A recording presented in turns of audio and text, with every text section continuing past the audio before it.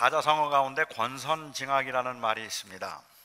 이 말의 의미가 무엇인가를 아는 건 그렇게 어렵지 않은데, 어느 분이 권선징악에 관해서 이런 글을 하나 쓰셨어요. 권선징악이란 착한 것을 권하고 악한 것을 징벌한다는 뜻의 사자성어로 현실에서 이루어진 적은 없다는 뜻이며, 그만큼 현실이 비참하다는 의미이다. 현실에서는 이루어진 적이 없기 때문에 동화책이나 연속극의 주제이고, 역사는 언제나 그 반대를 말하고 있다는 것이 그분의 주장입니다. 한국 드라마를 보면 아직까지도 그 주제는 권선징악입니다. 악역을 맡은 사람은 할 수 있는 만큼 사악을 떨고, 그리고 주인공은 아주 바보 같다 싶을 만큼 어리숙하고 순진하게 당하기만 하지만, 마지막에 가서는 결국은 악인은 망하게 되고, 그리고 이 순진하던 주인공은 이제 다시 인정을 받는다는 게 거의 모든 드라마의 주제입니다. 우리는 이런 이야기들이 현실적이 아니라고 생각합니다. 사실 저는 너무 말도 안 되는 이 비현실적인 이야기라서 드라마를 즐겨보지 않습니다. 하지만 생각해보면 드라마라도 비현실적이어야지, 드라마마저 현실적이라면 이건 너무 우울하기도 하고, 그리고 참 어쩌면 시청률도 나오지 않을 것 같기는 해요. 사람들은 그나마 드라마에서라도 악인들이 망하고 결국 의인이 승리하는 모습을 보면서 카타르시스를 느끼고 싶어 하죠. 제가 드라마를 보지 않는 이유는 결과적으로는 악인이 망하게 될 것이라는 뻔한 결과를 알기는 하지만, 그 드라마에서는 그 과정이 너무 지루해요. 그 과정이 너무 지루하고 잔인해서 카타르시스를 주기보다는 그냥 짜증나게 만들고 화가 나게 만들기 때문에 저는 한국 드라마를 안 봅니다.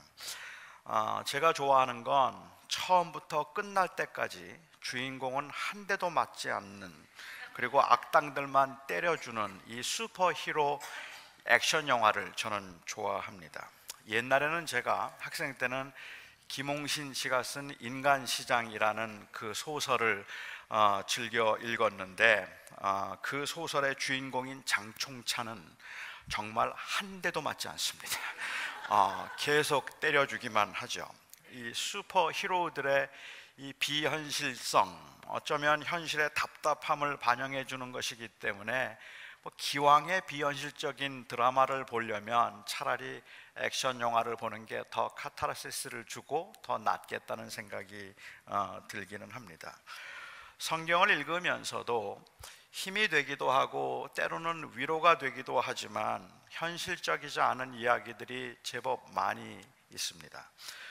욥기를 읽으면서도 의인이었던 그 욥이 당한 고난과 그로 인한 그 깊은 고뇌, 이 고뇌 부분을 읽을 때는 공감이 되다가도, 그래서 마침내 욥의 재산이 2배가 되었다든지, 나중에 더 출중하고 더 예쁜 자녀들을 얻었다라는 결론을 읽을 때는 시원함은 느껴지는데, 그런데 현실적이지는 않습니다. 다니엘서에는 유난히 이런 해피엔딩이 많이 나옵니다. 채식만 했는데도 얼굴이 너무 좋아져서 인정을 받는 일이라든지, 사자굴 속에 던져졌는데도 사자의 입이 봉하여져서 해를 당하지 않았던 일이라든지, 죽을 위기에 놓였다가 왕의 꿈을 해몽함으로 출세를 하는 일들, 이런 일들이 많이 다니엘서에는 나옵니다. 우리의 현실에서는 정말로 드물게 일어나는 일들입니다. 오늘 본문도 사실 해피 엔딩입니다. 그런데 이 이야기는 그 타이밍이나 방법에 있어서 너무 비현실적이기 때문에 사실은 이 슈퍼히로들의 액션 영화만큼이나 당황스럽기까지 합니다. 이렇게 하실 수 있는 하나님의 능력을 물론 의심하는 건 아닌데, 저는 우리의 현실에서는 결코 일어나지 않는 일이기 때문에 당황스럽다는 말입니다. 우리의 질문은 많은 경우에 하나님이 하실 수 있는가 하는 하나님의 능력에 관한 의문이 아니라 하나님이 과연 나에게도 해 주실까 하는 하나님의 의지에 관한 의문들이 굉장히 많습니다. 그러니까 우리는 고난을 당하면서 하나님은 무엇이든지 하실 수 있는 분이라는 그 말을 우리는 인정하지만, 하나님께서는 그렇게 능력과 기적을 베푸시는 분이라는 것을 우리는 인정하지만, 우리의 삶의 현실에서는 하나님이 그런 능력과 그런 기적을 별로 보여주신 적이 없기 때문에 과연 하나님이 그것을 나에게도 보여주실까 하는 데는 의문을 갖게 된다는 말이죠. 그러면 마치 이런 일들을 경험한 사람들은 우리가 능력을 의심하고 있는 것처럼 믿음이 없다고 비난을 하기도 하는데, 그런데 저희는 실제로 그런 일들을 별로 경험한 적은 없습니다. 오늘 느부갓네살의 친구들이 경험한 일은 전에도 없었던 일이고 이후에도 단 한 번도 일어나지 않은 일입니다. 다시 말해서 용광로에 들어갈 뻔했다가 극적으로 구출된 사람들의 이야기는 간혹 있었고, 온몸에 화상을 입고도 생명을 잃지 않아서 극적으로 회복되거나 그 흉터를 가지고도 아주 건강하게 살아가는 사람들의 이야기는 들었어도, 용광로에 들어갔는데도 타지 않고 용광로에 들어갔는데도 죽지 않은 그러한 사람은 아직까지 한 명도 없었습니다. 느부갓네살이 사드락과 메삭과 아벳느고를 회유했습니다. 워낙에 그들을 아끼고 총애했었는지 아마도 처음 시작할 때는 꽤 너그러운 얼굴로 금신상에게 한 번만 절하면 살려주겠다고 했습니다. 그리고 이 세 사람은 그들을 용광로에 넣는다 할지라도 하나님께서 그들을 건져주실 것이라고 말했습니다. 이 말에 느부갓네살의 낯빛이 변했습니다. 오늘 본문에 그 얼굴빛이 바뀌었다고 기록한 것은 아마도 꽤 너그러웠던 그의 얼굴이 한순간에 분노로 가득 차 있었다는 것을 표현해 주기 위한 것이 아닐까 싶어요. 정말 잘해주고 싶었는데 그 호의를 거절할 뿐만 아니라 자기를 무시하니까 더 화가 났을 겁니다. 사람들은 믿고 좋아하던 사람들에게 배신을 당하면 훨씬 더 고약해집니다. 그래서 사실은 가까웠던 사람일수록 한 번 틀어지면 아주 사소한 일인데도 화해가 되지를 않아요. 그건 그만큼 기대했기 때문이고 그만큼 좋아했기 때문일 겁니다. 느부갓네살은 너무 화가 나서 그렇지 않아도 모든 사람들을 다 죽일 만큼 뜨거웠던 용광로를 7배나 더 뜨겁게 하라.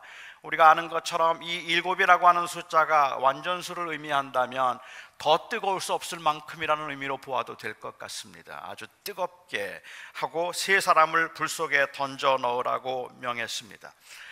이미 사람을 죽이기에는 충분했을 텐데 얼마나 화가 났으면, 얼마나 실망했으면 그가 그랬겠습니까? 느부갓네살은 이렇게 용광로를 뜨겁게 달구고 사람을 죽이는 일이 위험한 일인 줄 알고 있었습니다. 그래서 이 군인들 중에 특별히 힘이 있어 보이는 사람들에게 이 세 사람을 묶어서 용광로에 던지라고 했어요. 어차피 불에 타서 죽는다면 별로 큰 차이는 없겠지만, 제가 생각할 때 성경에 이것을 기록한 이유가 있다면 이 세 사람을 모두가 다 겉옷과 속옷과 모자까지 그 모든 옷을 입힌 채로 그리고 이 불 속에 던졌다고 했는데, 어쩌면 용광로 불보다 더 타오르는 이 느부갓네살의 분노 때문에 군인들이 이 세 사람의 옷을 벗길 만한 그러한 시간적 여유가 없었기 때문일지도 모르겠고, 아니면 의도적으로 옷을 입힌 채 그냥 불 속에 던져서 불이 순식간에 그들을 삼키도록 했기 때문인지도 모르겠습니다. 왕의 분노가 얼마나 크고 얼마나 준엄했든지 세 사람을 묶어서 불에 던졌던 한 용사가, 그 힘이 센 한 용사가 마음이 분주해서 그들을 불 속에 던져 넣다가 그만 불이 옮겨 붙어서 타 죽는 사건이 발생했습니다. 용광로에서 나오는 그 열기에 옆에 있던 사람이 타 죽을 정도였다면 그 당시의 열기는 주변에 있는 사람들에게 공포감을 조성하기에 충분했다고 생각합니다. 자기를 불 속에 집어넣으려고 하는 한 사람이 그 불기운이 옷에 붙어서 이 타 죽어가는 모습을 보면서 이 세 사람은 어떤 심정이었을까요? 어떤 심정이었을까요?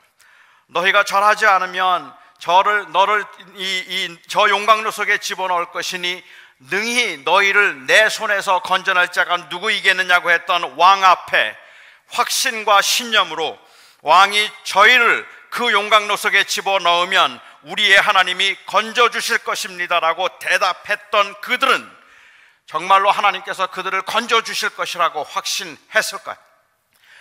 느부갓네살은 그들이 가지고 있던 믿음도 그리고 그들이 한 말도 다 틀렸다는 것을 증명해 보고 싶었습니다. 그래서 그는 가장 힘센 사람들을 불렀고, 그래서 용광로를 7배 가장 뜨겁게 만들어서 그들을 용광로 속에 집어 던졌습니다. 곁에 있는 사람의 죽음을 통해서 이제 그들의 죽음은 현실이 되었습니다. 여러분, 이런 상황에서 사람들이 기대할 수 있는 하나님의 능력이 무엇이라고 생각하십니까? 이 상황에서 마지막까지 할 수 있었던 기도가 무엇일까요? 만일 이들을 불쌍히 여기는 누군가가 있어서 이들을 위해서 기도했다면 어떤 기도를 했겠습니까? 우리는 그들이 불 속에 들어가면 죽는다는 걸 알아요. 용광로 속에 들어가면 끝이라는 걸 알아요. 그렇다면 아마도 그 주변에 있는 사람들이 했던 기도는 하나님 제발 저 용광로 속에 들어가지 않게 해주십시오. 저 용광로 속에 들어가면 끝입니다. 저 용광로 속에 들어가지 않도록 하나님께서 그들을 막아주시고 주님께서 그 느부갓네살의 마음을 돌이켜 주십시오. 그렇게 기도하지 않았겠습니까? 일단 용광로에 들어가면 끝이라고 생각했으니까요. 초조함과 간절함으로 하나님의 도우심을 구하는 사람들에게 중요한 것은 타이밍입니다. 정말 간발의 차이로 너무 늦었습니다라는 말을 우리는 살면서 많이 들었기 때문이고, 너무 늦으면 아예 기회를 잃어버리거나 아니면 아주 오래 힘들 것 같기 때문에 그렇습니다. 하나님의 능력과 도우심을 우리는 믿지만 죽기 전에 잘 듣는 약을 찾을 수 있어야 할 것 같고, 파산 선고를 하기 전에 어디에선가 도움이 와야 할 것 같고, 비자가 만기되기 전에 이민법이 바뀌어야 할 것 같아서 초조하고 두렵습니다. 2014년 4월 16일 오전에 세월호가 침몰하기 시작했을 때 그 배에 아직도 구조되지 않은 304명의 생명이 있다는 것을 알고 그 생존과 구조를 위해서 온 국민이 희망을 가지고 초조함으로 기다렸습니다. 우리가 아는 상식대로 배가 가라앉으면 아무도 살아날 수 없다는 것을 알았기 때문에 온 국민은 마음을 졸이면서 희망을 가졌던 그 시간은 배가 완전히 침몰했던 4월 18일까지였습니다. 그 이틀 안에 어떤 모양으로든지 이들을 살려야만 했던 것입니다. 물론 그 이후에도, 배가 침몰된 후에도 어떤 모양으로든지 산소가 공급될 수 있는 방법이나 장소가 있다는 것을 알고 아주 실마리 같은 희망을 갖기는 했지만 말입니다. 하나님께서 그들을 살리실 것이라는 믿음이 있었다면 그 믿음은 용광로 속에 던져지기 전까지입니다. 그런데 그들이 용광로 속에 던져졌습니다. 그 순간 느부갓네살은 자기가 이긴 줄 알았어요. 역시 그렇습니다. 신기한 능력을 행하는 신이라 할지라도 이제는 어쩔 수 없습니다. 너희가 내게 절하지 아니하면 너희를 저 용광로 속에 집어넣을 것이니 능히 내 손에서 너희를 건질 자가 누구 있겠느냐고 했던 느부갓네살의 말이 맞았습니다. 여호와 하나님도 그들을 구할 수 없었습니다. 여호와 하나님은 우리의 파산도 막을 수 없었고, 우리 가족의 죽음도 막지 못했고, 사랑하는 자식의 장애도 하나님은 막지 못했습니다. 그래서 여러분 중에도 그때 그 사건 때문에, 그때 그 기회를 놓쳐서 길고 지루한 그 고난의 풀무불 인생을 살기 시작한 분들이 아마도 여기에도 계실 거라고 생각합니다. 아니, 어쩌면 그때 그 주님을 향한 마음의 문을 닫은 채 또 다른 재앙에 대한 두려움으로 그냥 힘겹게 믿음을 연명하고 계시는 분들도 계실 겁니다. 그때 하나님께서 내 남편을 데려가지 않으셨더라면, 그때 하나님께서 내 사랑하는 자식을 살려두셨더라면, 그때 하나님께서 그 사고로부터 나를 막아주셨더라면, 그때 하나님께서 내 사업이 망하지 않도록 조금만 도와주셨더라면, 그러면 내가 이렇게 길고 지루한 고난의 길을 가지는 않았을 텐데 그 하나님께서는 그때 나의 기도를 들어주지 아니하시고 그때 나를 도와주지 않으셔서 정말 지금까지 그 아픔과 고난의 연속인 삶을 살아야 하는 분들이 여기에도 계실 거라는 말입니다. 저는 살아가면서 참 많은 분들을 뵀는데 그 많은 분들 중에는 하나님을 의지하고 여전히 하나님을 믿고 살기는 하지만 하나님을 향한 마음의 상처를 가지고 계신 분들을 정말 많이 만났습니다. 왜 하나님은 나의 기도는 들어주지 않으실까? 왜 하나님께서는 나를 도와주지 않으실까? 그렇게 많은 능력과 기적을 통해서 정말 많은 사람들이 하나님의 도움을 받았다고, 기적적으로 살아났다고 고백과 간증들을 하는데 왜 그런 일들이 나에게는 일어나지 않는 걸까? 사드락과 메삭과 아벳느고에게 일어났던 이 일이 나에게 일어나지 않는 것, 그것은 내가 믿음이 부족해서이겠지, 내가 아직은 하나님 앞에 충성스럽지 못하니까, 이들 같지 못하니까 그렇겠지라고 마음속으로 그렇게 자책을 하면서 위안을 받기도 하지만 그럼에도 불구하고 그 마음속에 있는 깊은 상처는 어찌할 수가 없다라는 말이에요. 왜 하나님은 나에게 이렇게 하실까? 저는 느부갓네살이 정말로 잔인했다고 생각했습니다. 용광로 속에 그 세 사람을 집어넣고는 보고 있었어요. 어떻게 살이 타들어가고 뼈가 녹아나는 모습을 볼 생각을 했을까? 아마 그렇지 않았겠죠. 용광로 속에 타들어가는 모습을 그렇게 보고 싶어 할 사람들은 많지 않을 겁니다. 아마 다 끝난 줄 알고 가려고 했을 겁니다. 그런데 느부갓네살의 눈에 기상천외한 모습이 들어왔습니다. 느부갓네살에게만 보였는지도 모르겠어요.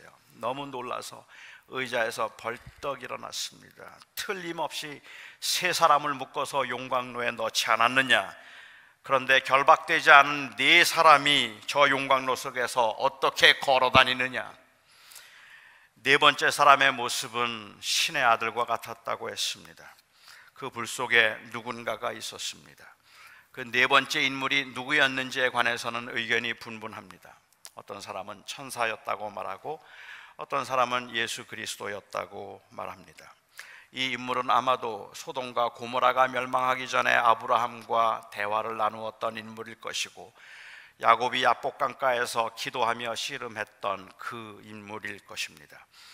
절대로 예수 그리스도는 아니라고 주장하는 사람들의 입장은 예수님이 인간의 형상을 입은 것은 마리아의 몸을 빌려서 출생했을 때이기 때문에 그 이전에는 예수님이 사람의 형상을 입은 적이 없었다는 주장입니다. 또 예수님이었다고 믿는 사람들은 그때는 예수님이 완전한 인간으로 되지는 않았지만 성자 하나님께서 그렇게 인간의 모습으로 변형되어서 나타나심으로 장차 인간이 되어서 우리와 함께 동행하실 것을 예시적으로 보여주신 것이라고 주장하는 사람도 있습니다. 오늘 본문을 보아서는 이 네 번째 인물이 누구인지는 우리가 정확하게 알 수가 없지만 구약에서 자주 볼 수 있었던 그분이라면 천사라고 보기보다는 성자 예수님이 아직 완전한 인간은 되지 않으셨어도 그런 특별한 모습을 통하여서 예시적으로 우리와 함께 하실 임마누엘의 모습을 보여주신 것이라고 보는 것은 설득력이 있다고 생각합니다. 하나님이 거기에 계셨던 겁니다. 느부갓네살을 이겼다고 생각했는데 하나님이 그 불 속에 계셨습니다. 여러분, 이사야서 43장에서 하신 말씀을 기억하십니까? 강을 건널 때 물이 너를 침몰하지 못할 것이며 불 가운데로 지날 때 불이 너희를 사르지 못하리라. 왜요? 어떻게요? 이사야 선지자는 말하기를, 아니 하나님께서는 선지자를 통해서 말하기를 이는 내가 너희와 함께 하기 때문이다라고 말씀하셨어요. 내가 너희와 함께 할 것이니 불 가운데로 지날 때에도 불이 너를 사르지 못하고 물 가운데로 지날 때에도 물이 너희를 침몰하지 못하리라. 그리고 정말 불꽃 가운데 하나님께서 같이 계셔서 아무런 희망이 없다고 생각되는 때에, 이제는 너무 늦었다고 생각되던 그때에도 하나님은 그들을 지켜주셨습니다. 그런데 이 임마누엘, 하나님이 우리와 함께 하심이라는 이 임마누엘은 우리가 생각하는 것과는 달랐습니다. 우리가 너무 늦었다고 생각하는 그 순간에도 하나님은 거기에 계셨기 때문입니다. 그러니까 하나님의 임재의 끝은 우리가 기대하고 있는 그 끝과는 다른 겁니다. 우리는 끝났다고 생각하는데 그게 끝난 게 아니더라는 말입니다. 심지어는 죽음조차도 끝이 될 수 없도록 하나님께서는 만드셨습니다. 그래서 그 죽음은 이제 끝이라고 생각하고 그것이 최종점이라고 생각하며 우리가 치열하게 하나님 앞에서 싸우고 있는데, 하나님께서는 죽음도 끝이 아니다라고 말씀하실 수 있는 분인 겁니다.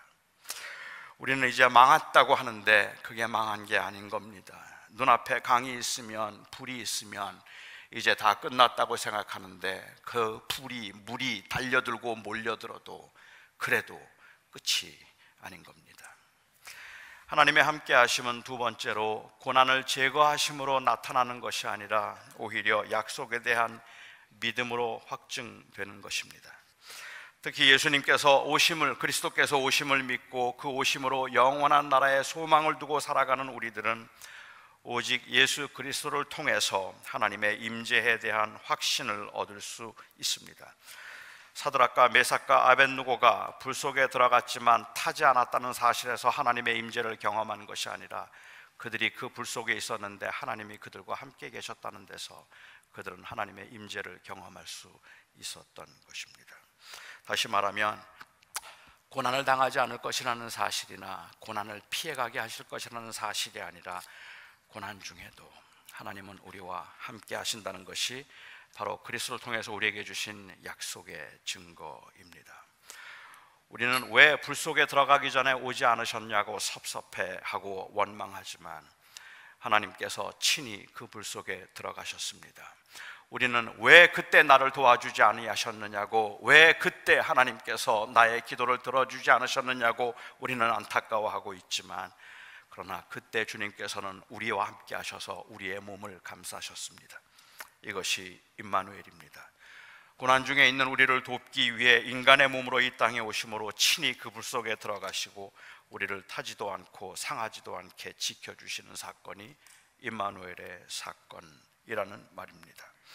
인간의 몸을 입고 오신 바로 이 예수 그리스도의 성육신의 사건 때문에 우리는 하나님이 우리와 함께 하시는 것을 압니다.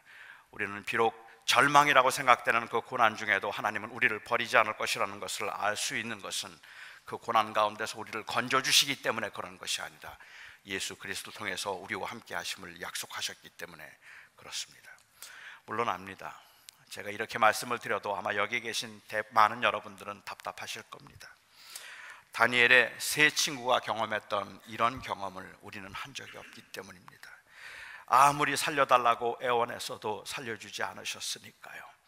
하나님, 제발 내 생명을 거둬가도 괜찮으니까 제발 내 아들만 살려달라고 했던 그 기도, 하나님 제발 내 아들만 장애가 되지 않게 해달라는 그 기도, 하나님 제가 어떤 고난을 당해도 괜찮으니까 내 남편만 좀 살려달라고 했던 그 기도를 하나님은 듣지 않으셨으니까요. 언제나 너무 늦었습니다.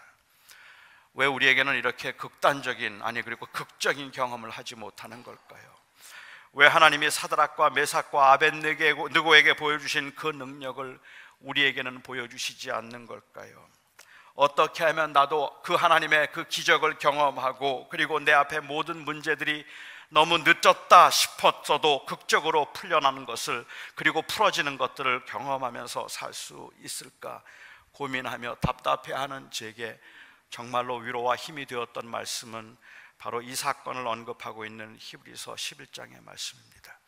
저는 신앙생활을 하면서 하나님께서 그 고난 가운데 그 두려움과 떨림과 그 불안한 가운데 하나님께 기도하는 사람들에게 믿음으로 기도하고 정성으로 기도하면 하나님께서는 반드시 그 고난에서 건져주실 것이고 하나님께서는 반드시 그 삶을 형통하게 해주실 것이라는 그 약속이 사실은 제게 그렇게 위로가 되지 않다는 말입니다. 그런 일이 안 일어나는 걸요. 물론 그것이 내 믿음이 없어서라고 말하고 그것이 내가 부족해서라고 말하면 할 말은 없지만, 그렇지만 하나님께서 우리의 기도를 들으셔서 하나님이 우리를 형통하게 하실 것이라는 그 말을 믿고 기도했다가 상처받은 교인들, 그 마음을 상한 교인들을 너무 많이 보았기 때문에 도대체 어떻게 하면 이 말씀이 위로가 될 수 있을까? 사드락과 메삭과 아벳느고가 불 속에 들어갔지만 신앙의 정절을 지킴으로 하나님께서 그들을 건져주셨다는 이 말이 우리의 현실에서 나타나는 현실적인 사실이면 좋겠는데, 그 믿음으로 살려고 하면 할수록 고난을 겪고 있는 사람들 앞에 어떤 것이 위로가 될까? 오히려 히브리서 11장이 저에겐 위로가 되었습니다. 히브리서의 저자는 우리가 존경하는 믿음의 조상들과 그들의 경험을 언급합니다. 32절부터 저희가 읽겠습니다. 내가 무슨 말을 더하리요? 기드온, 바락, 삼손, 입다, 다윗 및 사무엘과 선지자들의 일을 말하려면 내가 시간이 부족하리로다. 그들은 믿음으로 나라들을 이기기도 하며 의를 행하기도 하며 약속을 받기도 하며 사자들의 입을 막기도 하여, 다니엘 얘기겠죠. 불의 세력을 멸하기도 하며, 사드락과 메삭과 아벳느고의 이야기일 겁니다. 칼날을 피하기도 하며 연약한 가운데서 강하게 되기도 하며 전쟁에 용감하게 되어 이방 사람들의 진을 물리치기도 하며, 여자들은 자기의 죽은 자들을 부활로 받아들이기도 하며, 또 어떤 이들은 더 좋은 부활을 얻고자 하여 심한 고문을 받되 구차히 풀려나기를 원하지 아니하였으며, 또 어떤 이들은 조롱과 채찍질 뿐만 아니라 결박과 옥에 갇히는 시련도 받았으며, 돌로 치는 것과 톱으로 켜는 것과 시험과 칼로 죽임을 당하고 양과 염소의 가죽을 입고 유리하여 궁핍과 환난과 학대를 받았으니 이런 사람은 세상이 감당하지 못하느니라. 그들이 광야와 산과 동굴과 토굴에 유리하였느니라. 이 말씀이 여러분 이상하지 않으십니까? 이 말씀이 이해가 되십니까?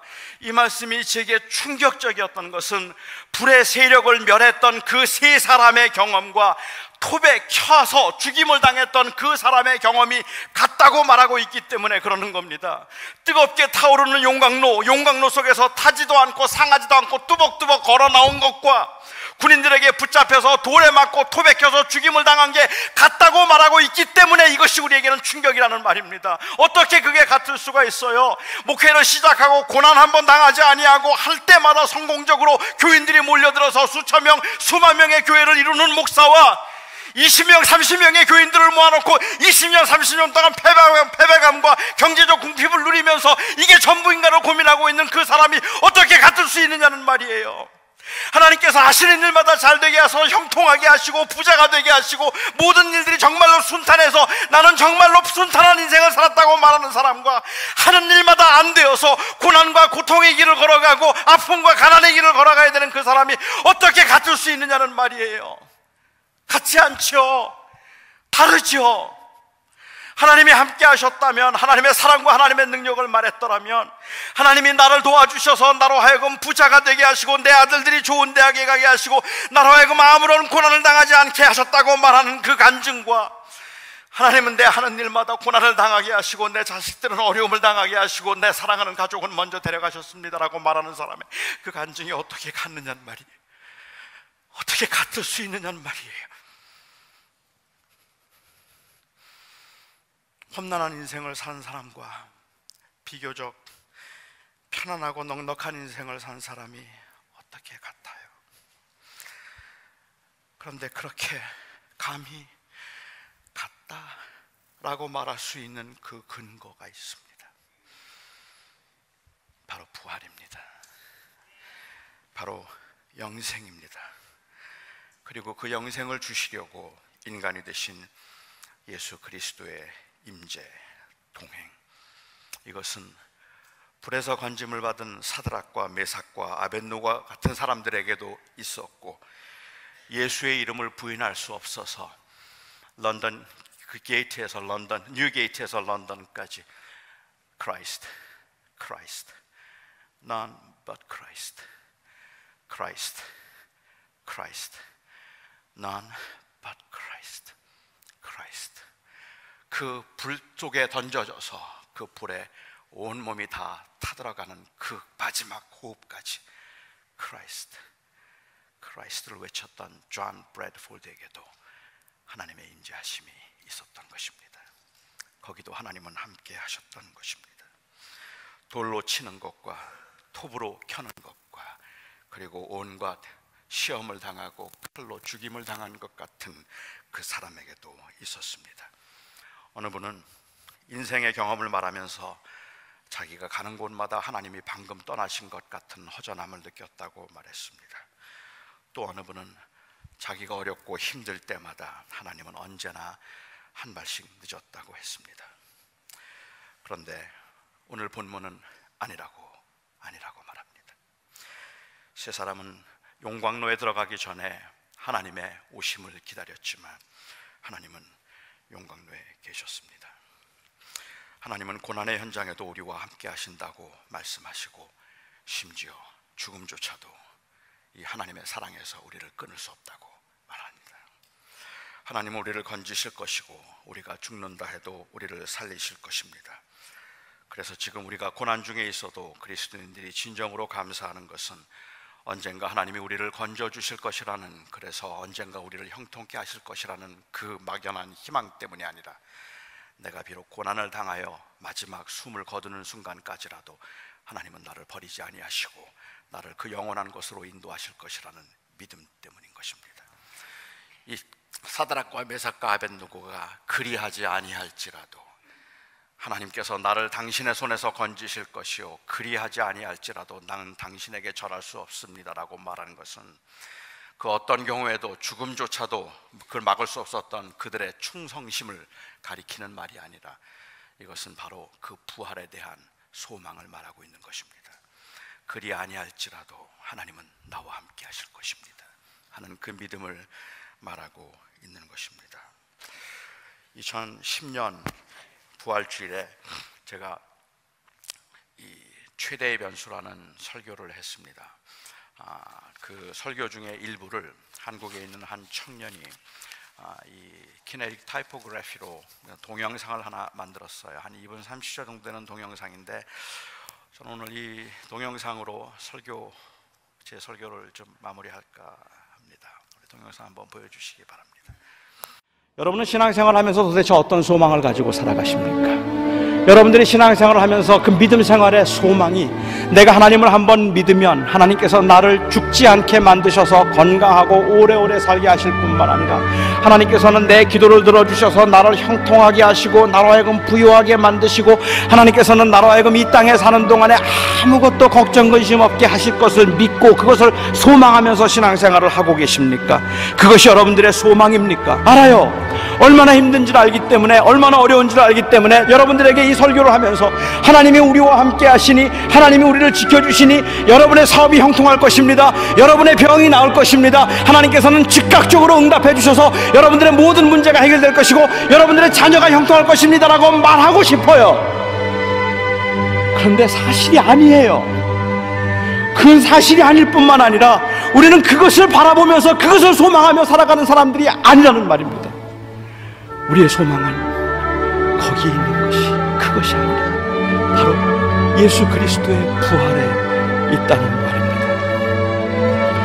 가진 것도 없고 실력도 없어서 하루하루 사는 게 불안하고 너무 초라해 보이고 다른 사람들이 조롱할 만큼 그야말로 손에 아무것도 쥔 것 같지 않고 배운 것조차 없어서 이 땅에서 살아가면서 도대체 어떻게 살아갈까가 막막한 사람들이라 할지라도 저는 여러분들에게 불쌍하다 말하지 않을까. 여러분들이 많은 것을 소유해서 내 평생 나 죽고 내 자녀들이 죽을 때까지라도 우리는 그렇게 넉넉하게 쓸 만큼 모든 것을 다 모아놓았고 호화롭고 편안하게 살고 있다, 이제는 나는 안심할 수 있다 말할 수 있는 분이라 할지라도 저는 여러분들에게 여러분은 이제 정말로 행복한 인생이라고 말하지 않을 겁니다. 하나님께서 눈물을 씻기시고 때 묻은 옷을 벗기시고 새 옷을 입혀주실 부활, 그 부활 때문에 모든 것은 다 달라집니다.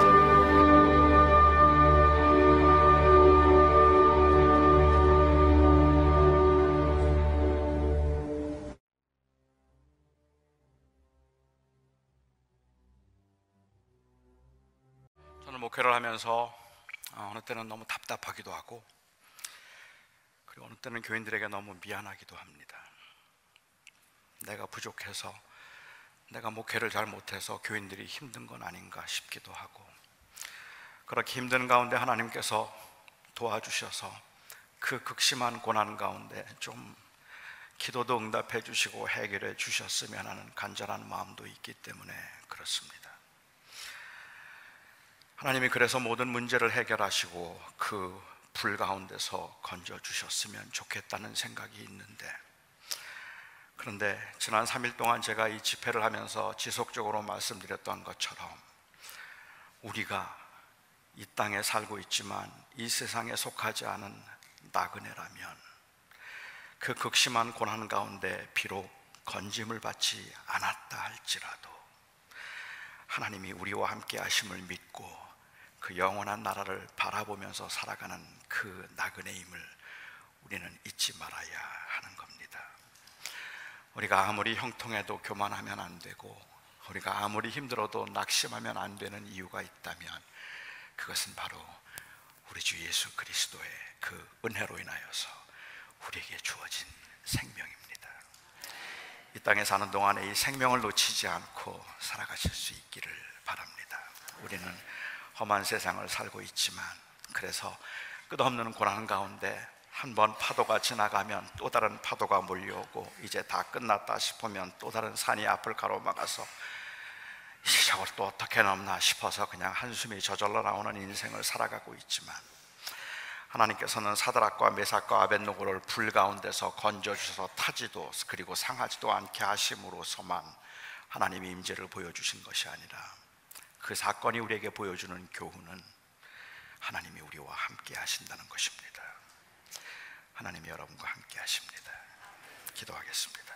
사랑하는 나의 아버지 하나님, 우리가 이 세상을 살아가는 동안에 저희는 하나님의 도우심으로 그냥 조금만 더 편했으면 좋겠고, 조금만 더 어려움이 없었으면 좋겠다는 간절한 마음이 있는데, 그 간절한, 아니 소박한 마음의 소원조차도 이루어지지 않는 험한 세상에서 우리는 얼마나 자주 하나님께 마음이 상하기도 하고 마음이 다치는지 모릅니다. 아마 여기 계신 분들 중에는 오늘도 그런 마음으로 이곳에 계신 분들도 계시겠다 싶습니다. 아버지 하나님, 오늘 주님께서 주의 은혜 가운데 하나님이 우리와 함께 하신다는 그 궁극적인 약속의 성취는 바로 그리스도에게 있음을 잊지 않게 하여 주시옵시고, 우리가 그 어떤 상황에서도 하나님의 나라를 바라보는 하나님의 백성으로 이 세상을 살아가고 있음을 잊지 않게 하여 주시옵소서. 예수님의 이름으로 기도하옵나이다. 아멘.